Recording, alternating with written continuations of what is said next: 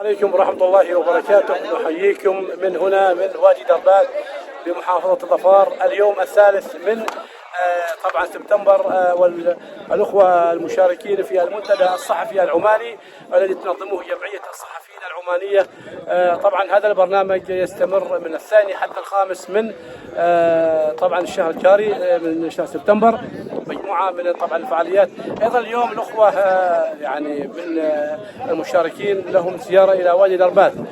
ما زالت الحياة تنبض وما زالت الطبيعة يعني تكتسي اللون الأخضر. ما زالت الزوار يتوافدوا إلى المكان من السلطنة ومن خارج السلطنة.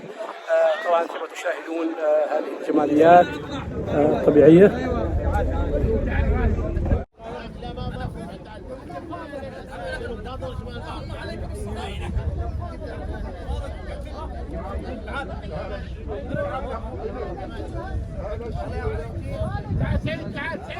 صغير شحي يعطيك العافية والله. عظم سنة. تحدث عن كمصور كمبدع، ماذا يمكن أن تقول عن هذه المشاهد الجميلة؟ المشاهد الجميلة ما شاء الله. محافظة ظفار ما شاء الله تتميز بالمشاهد والخضرة والرذاذ والطبيعة الخلابة ما شاء الله. ندعو جميع الموجودين بالشمال ولا في الوسطى ولا جميع مناطق الخليج العربي والوطن العربي والعالم لزيارة محافظة ظفار لتغيير الراحة. هنا من توصل هالصوب راحتك والتغيير النفسية بروحها تبتهج وتشقل الابتسامة من اليمين إلى اليسار ما شاء الله. وسعيدين جدا بالإطلالة هذه الجميلة في ربوع محافظة ظفار. بدر بن مراد بلوشي، نعم، مشاركين اليوم. تحدث عن انطباعك في هذه اللحظات الطيبة.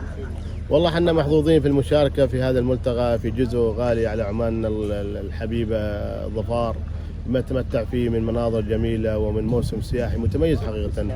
هذه التجهيزات لموسم الخريف نشكر عليه معالي السيد المحافظ على جهوده، وشكر لجمعية الصحفيين العمانية وللصحفيين في محافظة ظفار على هذا التنظيم الرائع وعلى الاستقبال والبرنامج حافل. ومن خلال هذا اللقاء ندعو حقيقة الجميع استمتاع بما تتميز به محافظة ظفار من مناظر خلابة التي تتميز بها وهب الله سلطنة عمان هذا الوطن العزيز. كل الشكر والتقدير للمنظمين لهذا الملتقى، ونسأل الله سبحانه وتعالى أن يوفقنا جميعا لتحقيق الأهداف التي رسمت من أجل هذا الملتقى. عبد الله الشدودي، صحفي وإعلامي صحيفة عمان، اليوم لهذا المكان. أبرز ما شدك في هذا المكان؟ حقيقة المكان اللي هو وادي دربات مكان رائع ومكان يثلق الصدر، وتحس كأنك أنت عايش في مكان يعني استثنائي، مكان يعني حتى الشخص الذي متضايق ويحضر إلى هذا المكان حيث الخضرة والمياه الوفيرة والناس أيضا كلها فرحانة، تشعر بالغبطة والسعادة والارتياح. وأحث كل إنسان زار محافظة ظفار أن يزور هذا الوادي الاستثنائي الرائع بكل ما تعني منه الروعة. لا صبر على الشباب محسوب.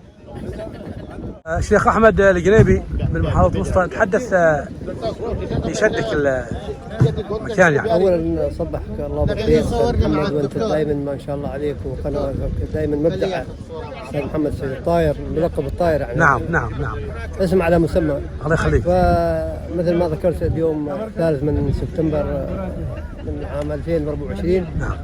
الذي يضم كوكبه اعلاميه من مختلف دول الخليج والدول الآسيوية، فمجموعة كبيرة يعني في زيارة هذه المحافظة العريقة التي تتمتع بالمقومات السياحية.